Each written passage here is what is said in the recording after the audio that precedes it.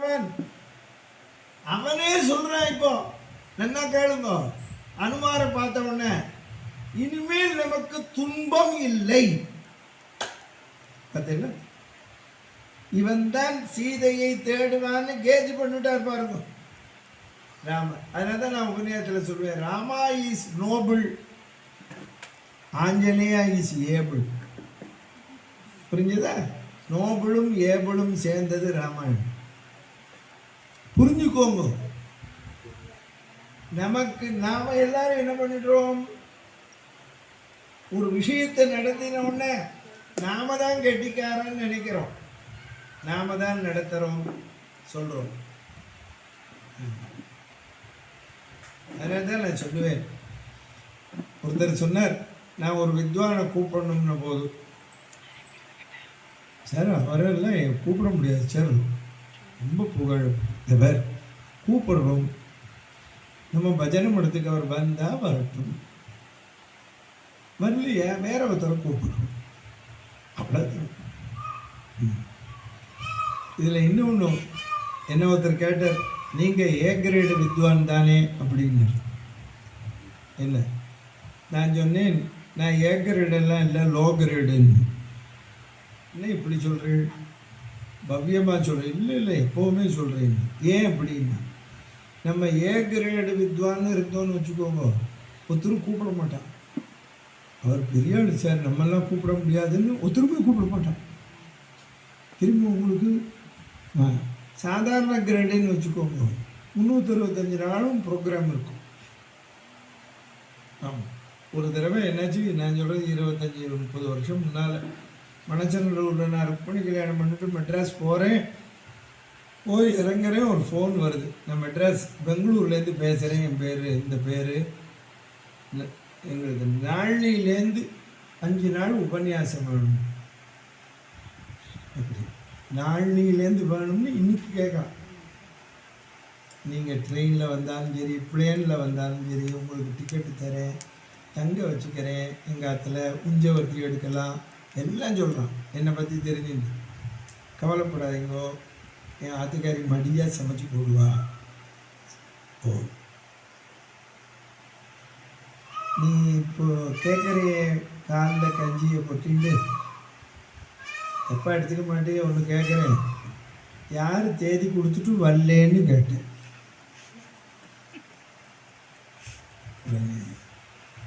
இந்த வலம்புரி ஜான் ஒருத்தன், அவனை வச்சுருந்தோம், அவர் வரலைங்க.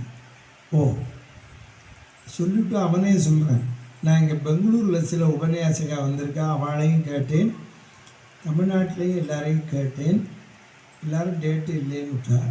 அதில் ஒரு உபன்யாசகர் சொன்னார், திருச்சி கல்யாணராமனை கேடு, அவர் இருந்தால் வந்துடுவார் அப்படின்னு. நான் எல்லாரையும் கேட்டுட்டு தான் மாமா உங்களை கேட்டேன் அப்படின்னு. சந்தோஷம். உடனே உங்களுக்கு என்ன மாமா சம்பாவனை பண்ணணும்னு கேட்டான். என்ன இந்த வலம்புரி ஜானுக்கு என்ன பேசினியோ அதை எனக்கு கொடுன்னு. அவன் சிரித்தான். என்ன மாமா, ஏன்னா அவனுக்கு பதிலாக தானே வரேன். தரேன் மாமா. இல்லை, எதுக்கு சொல்கிறேன், ரொம்ப கிரேடுன்னு நம்ம போனால் கிட்டக்கையே ஒருத்தனும் வரமாட்டான். சாதாரணமாக இருக்கணும். ராமர் மாதிரி சிம்பிளாக இருந்து இப்போ நடந்து வந்ததுனால தான் கெட்டிக்கார அனுமார் கிடைச்சார். புரிஞ்சுதா உங்களுக்கு? என்ன கவனிங்க, போகிற போது நடந்து போனார், எல்லாரையும் சேர்த்துன்னு போகணும்னு. வரும்போது புஷ்ப விமானத்தில் வந்துச்சு. ஏன்னா எல்லாரையும் சேர்த்தாச்சு, அவர்கிட்ட கற்றுக்கோங்க. வரும்போது நடந்து வரல, போகும்போது நடந்து போனார். ஆமாம், போன வருஷம் நான் வருஷம் மார்கழி மாதம் 30 நாள் இந்த அவினாசி தான் வருது. நீங்கள் அவினாசி பார்த்துருக்கீங்களோ? இல்லை, சிவன் கோயில் பார்த்துருப்பேன். அங்கே முன்னால் ஒரு அனுமார் இருக்கார், நீங்கள் பார்க்கணும். இவ்வளோ தான் இருக்கார். சுந்தரகாண்ட ஆஞ்சநேயர்னே சொல்லுவேன். ஒரு 15 வருஷம் முன்னால் அந்த அனுமாரை கட்டணும்னு ஒரு கவுண்டர் வந்தார், கட்டினார். பக்கத்தில் இதை மாதிரி ஒரு இடம், விட்டுடாதீங்கோ, பஜனை மடம் கட்டுங்கோ, ஏன்னா லாரியை நிறுத்திடுவானே. பஜனை மடம் கட்டி வெளியில் மேலே பெரிய அனுமாரை வச்சுக்கணும். அங்கே மாறி 30 நாளும் இப்போ நான் 7-8 வருஷமாக நான் தான் உபன்யாசம். கார்த்தால திருப்பாவை, சாயந்தரம் ராமாயணம் இல்லை பாரதம். அங்கேயே உஞ்சவர்த்தி எடுப்பேன். போன வருஷம் இந்த மாதிரி இல்லை, போன மாதிரி கார்த்தால திருப்பாவை சொல்லிட்டு சாயந்தரம் ராமாயணம்னு ஆரம்பிச்சாச்சு. 30 நாள் உபன்யாசம். ராத்திரி 8:30 மணி முடிச்சுட்டு 8:45 9 மணி கவுண்டராத்துக்கு போகிறேன். என்னவோ மாதிரி இந்த நெஞ்சு இருந்தது. சாப்பிட்டேன், இந்த வலது பக்கம் வலிச்சது. கவுண்டர் கையை பிடிச்சேன், ஆஸ்பத்திரிக்கு போயிடுவோம் அப்படி போனேன். அங்கே ஒரு டாக்டர் 80 வயசு. அவர் பார்த்துட்டு இசிஜி சரியாக காட்டலை, நீங்கள் நடக்கவே கூடாது, பிஎஸ்ஜிக்கு போக உடனே ரிஷப் பண்ணுங்க அப்படின்னு. உடனே பிஎஸ்ஜி போனேன். ஆன்ஜியோ பார்த்தா ஆமாம் அடப்பு இருக்குது, ஆப்ரேட் பண்ணணும். சரி விடுதலை கொடு. அங்கேருந்து கார் வச்சுட்டு என் மாப்பிள்ளை கார் எடுத்துன்னு வந்துட்டார். காரில் போனேன். என்ன கேளுங்க, பிளேனில் போகக்கூடாதுன்னு விட்டார். ஏன்னா ஏதாவது உடம்புக்கு வந்தால் நீங்கள் எங்கே போக, ரோட்டில் போனேன்னா ஈரோடு சேலம்னு வரும். ஏதாவது உடம்புக்கு வந்தால் அங்கே ஆஸ்பத்திரியில் சேர்க்கலாம். சொன்னேன் பாருங்க, போகிற போது போனால் வரும்போது சொன்னேன் பற்றில, அதுக்கு சொல்கிறேன். நான் காரில் போனேன், ஏத்தாப்பூரில் காரை நிறுத்தினேன். அங்கே ஒரு ஆடிட்டர் பையன் வந்து சேவிச்சான் டீ கடையில். எங்கள் ஊருக்கு வரலையே மாமா நீங்கள், வரேன் இப்போ இந்த மாதிரி போகிறேன். இருங்க மாமா, நான் ஊருக்கு போய் ஃபோன் பண்ணுறேன். ஊருக்கு போய் ஃபோன் பண்ணி ஒருத்தட்ட ஃபோனை கொடுத்தேன். அவர் யார் தெரியுமா? எடப்பாடி பழனிசாமியோட பிஏ, முதல் மந்திரியாக இருந்தார். அவர் ஃபோன் பண்ணுறார். என்ன சாமி உனக்கு ஆச்சு? நான் தினமும் பிரசங்கம் தான் கேட்பேன் யூடியூப்பில். இப்போ எங்கே போகிறேன்? அப்பல்லோக்கு. ஃபோனை கட் பண்ணுங்க. அப்பல்லோ ரெட்டியை கூப்பிட்டு, திருச்சி கல்யாணராமன் வரார், அவரை கவனிச்சுக்கோ, பில்லெல்லாம் குறைச்சி போடும் அவனுக்கு சொல்லிவிட்டு என்னையும் கூப்பிட்டு சொன்னார். நான் 11 மணிக்கு மேலே அப்பல்லோ போகிறேன். வாசலில் டாக்டர், நர்ஸு எல்லோரும் நிற்கிறேன். திருச்சி கல்யாணராமன் நீங்கள் தானான்னு. ஆமான்னு. கூட்டின்னு போயிட்டு ஐசியூ. இப்போ நான் காரில் வந்ததுனால தானே அவரை பார்க்க முடிஞ்சது. பிளேனில் போயிருந்தேன்னா பார்க்க முடியுமா? அதுதான் ராமன் ஏற்பாடு. புரிஞ்சுதா உங்களுக்கு? ஆஸ்பத்திரியே அலறிது. அங்கே பில்லு போடுறவன்லேருந்து எல்லாம் யூடியூப்பில் என் ஃபேனு எல்லோரும் வந்துட்டான் பெட்டுக்கு. என்னென்ன உங்களுக்கு வந்தாச்சு. ஆப்ரேட் பண்ண டாக்டர் செவ்வாய்க்கிழமை ஆப்ரேஷன் பண்ணுறேன்னு மறுநாள் ரவுண்டு வந்தார். நீர் தைரியமாக இருக்கீரே, திங்கக்கிழமையே பண்ணுறேன் பண்ணுங்க. ஆமாம், ஆஸ்பத்திரிக்கு ஆப்ரேஷன் தேட்டருக்கு கூட்டின்னு போகிறார். பாடிகிட்டே போனேன். அப்போ டாக்டர் கேட்டால் என்ன பாடுறேன்னு தியாகபுரமன் சொல்கிறார். என்ன நீ ஓரக்கண்ணால் பார்த்தியா ராமா, எனக்கு கஷ்டம் வந்துருத்தேன்னு. நான் அதைத்தான் பாடினேன். நீ இனிமேல் முழு கண்ணால் பாரு ராமா, ஓரக்கண்ணால் பார்த்ததுனால தான் ஆப்ரேஷன் வந்துருத்துன்னு. ஒரு ஜூ புஜு சேதி நியாயம்மா ஓர கூத்தம்மா நீ பண்டி வா நீ ஒரு ஜூ புஜு. அப்போ दीन रक्षक आश्रित मानव, दीन रक्षक அதைத்தான் இங்க சொல்றான். அப்பேற்பட்ட ராமனே ராமஜபம் செய்கின்ற அனுமாரை பார்த்து இனி நமக்கு கவலை இல்லை. இதுல இருந்தே நீங்க தெரிஞ்சுக்கோங்க, பகவானை விட பக்தன் தான் முக்கியம். ஏன்னா பகவான் எங்கேயும் இருக்கான், ஆனால் பக்தன்ட்ட பகவான் எப்பவும் இருக்கான். ராமா ராமா ராமான்னு அவர் ஜெபிக்கிறதுனால அனுமார் அவர்கிட்டே இருக்கார். அப்போ தான் அனுமார் ராமரை கூட்டின்னு போனார் சுக்ரீவன்ட்ட.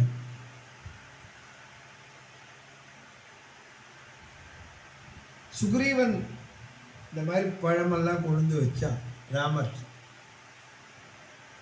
நம்ம ஒருத்தராத்துக்கு போகிறோம்னா அவாத்து மாமி தான் உபச்சாரம் பண்ணணும். கிருகிணி உபச்சாரம் பண்ணால் தான் அது ஒஸ்தி. நேற்றுக்கே ஜடாயு மோட்டத்தில் சொன்னேன், கிருகிணி உபச்சாரம் பண்ணேன்னு வச்சுக்கோ அது சோபிக்க. நம்மளே இப்போ ஒருத்தராத்துக்கு போகிறோம், மாமி இல்லைன்னா ஊரில் இல்லையான்னு கேட்போம். ஆமாண்ணா சரி நாங்கள் அப்புறம் வரோன்றுவோம். ஆமாம், கிருகிணி இருக்கணும். நீங்கள் இப்போ நான் சொல்கிற தர்மத்தை நீங்கள் என்னவோ படித்த வாழ்க்கை தான் தெரியும் நினச்சிட்டு கேள். எங்கள் மனதில் உள்ள ஒரு பையன் கோடீஸ்வரத்து பையன், மூளை வளர்ச்சி கிடையாது அவனுக்கு. பஜனையில் குதிப்பான், பாடுவான். நான் போனவுடனே எங்காத்துக்கு வந்துடுவோம். அக்கறை இடத்துல உத்தராத்துக்குள்ளேயும் போக மாட்டான், எங்காத்துக்கு வருவான். நான் வந்தேன்னு தெரிஞ்சவுடனே மாடி ஏறி வந்துடுவோம். வந்தவுடனே இப்படி என்னை கும்பிட்டுட்டு நீங்கள் அவனை போய் கிறுக்குங்கிறது. நம்ம தான் கிறுக்கு. வாடா சிவராமா அப்படின்னு கும்பிட்டு அபர்ணா பண்ணி வந்திருக்காளா அப்படின்னு. வந்திருக்காளா? ஏண்டா நான் உட்காண்டிருக்கேன், என்னை விட்டுட்டு மன்னி வந்திருக்காளாங்கிறேன்னு காப்பி தருவா அப்படிங்கிறான். அதெல்லாம் நீங்கள் ஒன்று தெரிஞ்சுக்கணும், நம்மளுடைய தர்மம் அது. சுக்ரீவனே பழமெல்லாம் கொண்டு வச்ச உடனே ராமர் நிமிர்ந்து பார்க்குறார். நீ நம்ம ஜாதி தானான்னு கேட்டார். என்ன சொல்கிறேன்னா, நீயும் உரிய நன்மனைக்கு உரிய பூவையை பிரிந்துளாய் கொலோ. நீ ஆத்துக்காரியை இழந்திருக்கியான்னு நீயும் நர் அப்படின்னா இவரும். இப்போ மனைவியை பறி கொடுத்தது முதல்ல சுக்ரீவன் தான், அப்புறம் தான் ராமன். இப்போ யார் ரெண்டு பேரும் ஒன்று சேர்ந்துருக்கா? ஆத்துக்காரியை பறி கொடுத்தவன்லாம் தான் சேர்றான். இப்போ எப்போவுமே கூட்டணி இப்படி தான் அமையும். அப்போ தான் அனுமார் சொல்கிறார், வாலி சுக்ரீவாள் ஏன் சண்டை வந்தது, அவள் யாரு அப்படின்னு சொல்கிறார். கேளுங்கோன்னா, வாலி சுக்ரீவாள் இருக்காளே அண்ணன் தம்பி, அவள் ஒரு தாய் வயிற்று குழந்தை. அவன் அம்மா தெரிஞ்சுக்கணுமோ இல்லையோ, அவள் அம்மா ஆறு. அவள் அம்மாவும் ஆம்பளை. அவன் அம்மா ஆறுன்னா கிஷ்கிந்த ராஜா. அவன் பேர் ரிக்ஷாஜசூன்னு பேர், தமிழில் இருக்கதாச்சுன்னு பேர். ஒரு வனம் இருக்குது பார்வதி சாபத்தில். அந்த வனத்தில் ஆம்பளை எல்லாம் போனால் பொம்பளை ஆகிடும். இந்த ராஜா அங்கே போனான், பொம்மநாட்டி ஆகிட்டான். இவன் அழகில் மோகிச்சு இந்திரன் வாலியை கொடுத்தான், சூரியன் சுக்ரீவனை கொடுத்தான். அவன் வாலிக்கு பட்டம் கட்டிட்டு போயிட்டான். ஏன்னா பொம்மநாட்டி ஆகிட்டான், ஒன்று தபஸுக்கு போயிட்டான். இப்போ அந்த வனம் எங்கே இருக்குன்னு தான் தெரியல. தெரிஞ்சால் கல்யாணம் ஆகாத ஆம்பளையெல்லாம் தள்ளி விட்டுருந்தான், பொம்பளை ஆகிட்டு வளர்ந்தோ. ஆமாம். இப்போ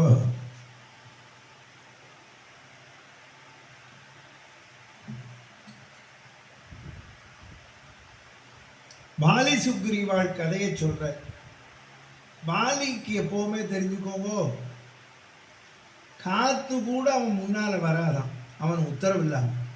கால் செல்லாது, கந்தவேள் வேல் செல்லாது, முருகப்பெருமான் வேல் பாயாது. என்ன கேளுங்கோ, ஏன்னா நாளைக்கு வாலி மோட்சம் சொல்ல போகிறேன். ஏன் மறைஞ்சிருந்த அடிச்சாங்கிறதுக்கு இந்த பாட்டு தான் வியாக்கியானம். ராவணன் கோல் செல்லாது. இந்த வாலி என்ன பண்ணுவான், தினமும் பூஜை பண்ணுவான், சிவ பூஜை. காரத்தால ஒரு மலையில் நின்று பூஜை பண்ணுவான். பூஜை முடிஞ்ச உடனே மற்றொரு மலைக்கு போவான், மாத்தியானிக பூஜை பண்ணுவான். முடிச்சுட்டு அரண்மனைக்கு வருவான் சாப்பிட. இந்த வாலி அப்படி பூஜை பண்ணிட்டு இருக்கிற போது மாத்தியானிகன் பண்ணிட்டு, அப்போ இந்த ராவணன் என்ன பண்ணா, பின்னால் நின்று இவனை கொன்னுள்ளான் அப்படின்னா. ஏன்னா அவன் முன்னால் வந்தான்னா அவன் வீரத்தில் பாதி வரத்தில் பாதி வாலிக்கு போயிடும். அதனால அவன் என்ன பண்ணா, நம்ம பின்னால் வந்து நின்று கொன்று விடுவோம் அப்படின்னு வந்தான். இந்த மாதிரி தன்னை பின்னால் யாராவது வந்து தாக்கக்கூடும்னு இந்த வாலி என்ன பண்ணுவான்னா, அவன் வால் அப்படி சுற்றின்னு இருக்கும், இப்படி வட்டம் போடும். உனக்கு புரிகிறாப்புல சொல்லணும்னா, பாலக்காட்டில் நின்று பூஜை பண்ணுறான்னு வச்சுக்கோ, இந்த வால் அப்படி பொள்ளாச்சி வழியாக போய் பழனி போய் இப்படி வந்து அப்புறம் இந்த பக்கம் பெங்களூர் போயிட்டு இப்படி வரும். அப்படி வட்டம் போடும்.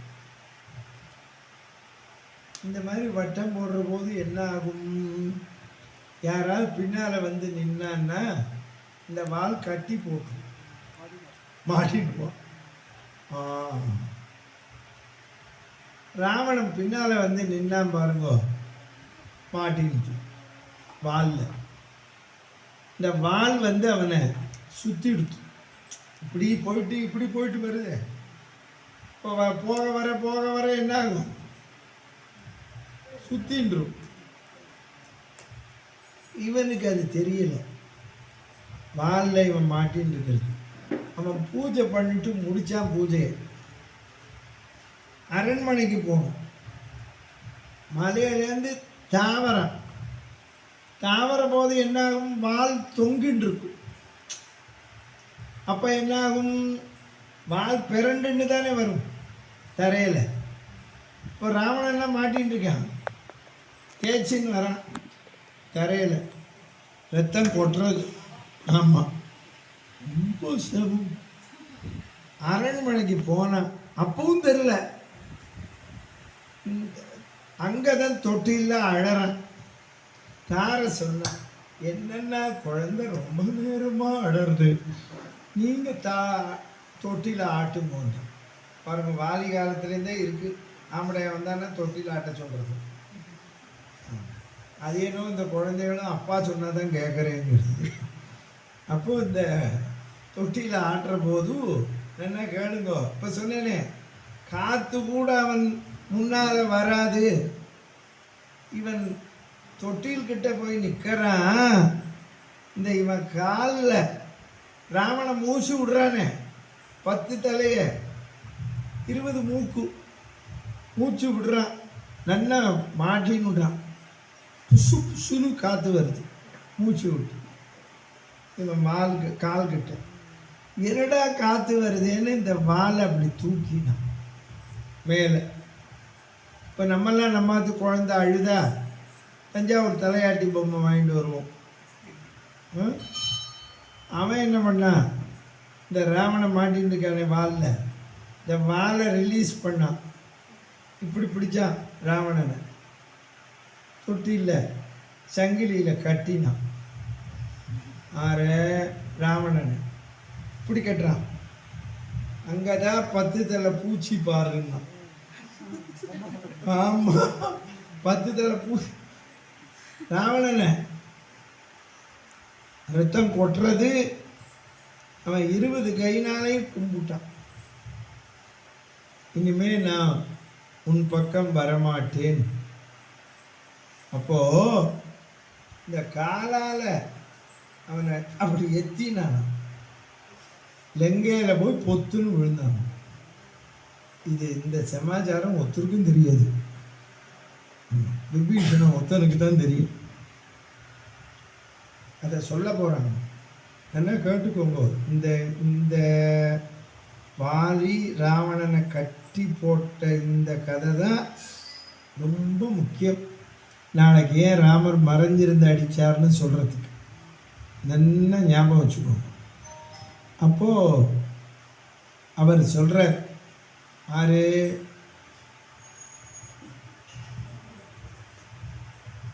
நீங்கள் இந்த உங்களுக்கு ஒரு சந்தேகம் எல்லாருக்கும் என்ன இருக்குன்னா, அவன் முன்னால் வந்தால் வீரத்தில் பாதி வரத்தில் பாதி வரும்னு தானே ராமர் மறைஞ்சிருந்தார்னு. அதுவும் இல்லைங்கிறதுக்கு இப்போவே சொல்கிறேன். வாலியோட மாயாவின்னு ஒரு ராட்சசன் இந்த மாதிரி இடத்துல குகையில் 28 மாதம் சண்டை போட்டான். 28 மாதம் ஒருத்தன் நேருக்கு நேர சண்டை போடுறான்னா வீரத்தில் பாதி வரத்தில் பாதி போயிருந்தா சண்டை போட முடியாது. அப்போது நல்லா கேளுங்க, வானரமெல்லாம் அனுமார் உட்பட குகை வாசலில் காத்திருந்தான். ரத்தம் வரவுமே மாலி செத்து போயிருந்தா என்ன பண்ணுறதுன்னு இந்த குகை வாசலை பாறையால் அடைச்சுட்டு அரண்மனைக்கு வந்து சுக்ரீவனுக்கு பட்டாபிஷேகம் பண்ணிட்டான்.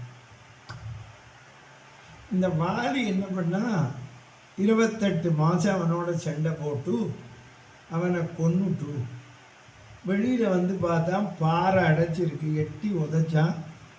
வந்தான்.